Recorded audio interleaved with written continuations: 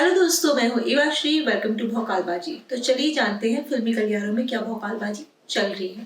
Family man का तीसरा season आ चुका है और यकीन मानिए इस बार दरवाजे के उस पार कौन कौन नजर आने वाला है इसका अंदाजा आपको बिल्कुल नहीं होगा। स्पाई यूनिवर्स पर सिर्फ बॉलीवुड का हक नहीं, ओटीटी पर भी अब अपना देसी स्पाई वर्ल्ड खड़ा कर रहा है और फैमिली मैन 3 इसका पहला बड़ा कदम साबित होता है। सबसे पहले सीजन 1 और 2 देखना फायदेमंद है क्योंकि तभी आप समझ पाते हैं श्रीकांत जैसा आदमी इतना सब कुछ क्यों कर गुजरता है।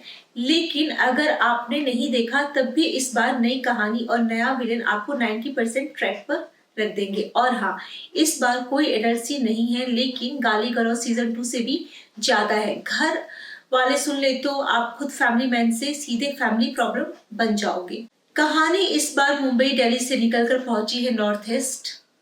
यहाँ आपका सामना होगा पाताल लोक के हाथीराम के हमशक्ल से। चेहरा वही, पहचान एकदम उल्टी।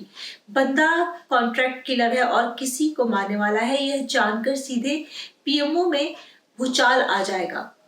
लेकिन ट्विस्ट ये है कि इस बार असली विलेन कोई और नहीं, श्रीकांत तिवारी खुद बन जाते हैं। उनके खिलाफ क्रिमिनल वारंट जारी हो चुका है और पूरा परिवार लेकर वो एक सीक्रेट लोकेशन में भाग रहे हैं। और ट्रेलर में जो खूबसूरत चेहरा आपको दिखा था, हाँ वही जो श्रीकांत की जिंदगी में ऐसा मोड़ लाने वाली है जिसे देखकर आपको समझ आएगा पुरुष कितने भी समझदार हो मुसीबत के रास्ते खुद चुन लेते हैं। इस सीजन का सबसे बड़ा धमाका यही है, इस बार सिर्फ एक नहीं दो फैमिली मैन आमने सामने होंगे। एक सीरियल किलर, दूसरा देश का मोस्ट वांटेड एजेंट।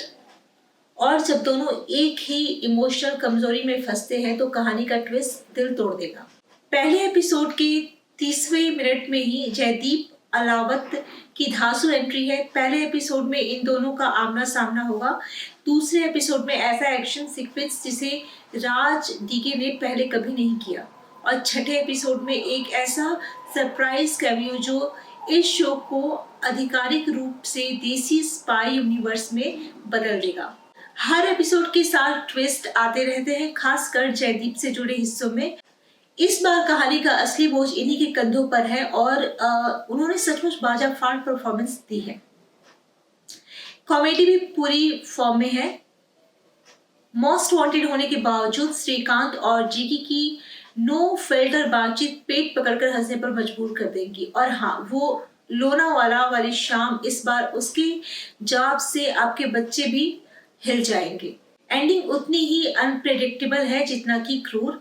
सीरीज ठीक वही खत्म होती है जहां आपका दिमाग कहता है अरे भाई, यहाँ खत्म नहीं होना चाहिए था। सीजन 4 के लिए इतने सवाल छोड़ दिए गए हैं कि लग सकता है 2-3 साल तक इंतजार करना पड़ेगा। इसी वजह से कहानी के मामले में ये सीजन पिछले दोनों से थोड़ा सा कमजोर लगता है। स्टार रेटिंग 5 में से 4। एक्शन, इमोशंस और humour, family man with family man का यूनिक कॉन्सेप्ट बहुत अच्छा है। निगेटिव्स में सिर्फ 2 बातें। एंडिंग बहुत अचानक खत्म कर दी गई है। इन्वेस्टिगेशन थोड़ी आसान और कम सस्पेंसफुल है। अब जाओ, मनोज वाजपेयी इंतजार कर रहे हैं और जयदीप अलावत तो इस बार खुद स्क्रीन से बाहर कूदने को लगते हैं। हसीनाओं से बचकर रहना और एंडिंग खुद सोच लेना, क्योंकि मेकर्स ने तो आपको सोचने के लिए छोड़ ही दिया है। थैंक यू फॉर वॉचिंग भौकालबाजी। ऐसे ही हमारे चैनल को देखते रहिए और कमेंट करके बताइए कि आपको हमारा व्यू कैसा लगा। Thank you so much.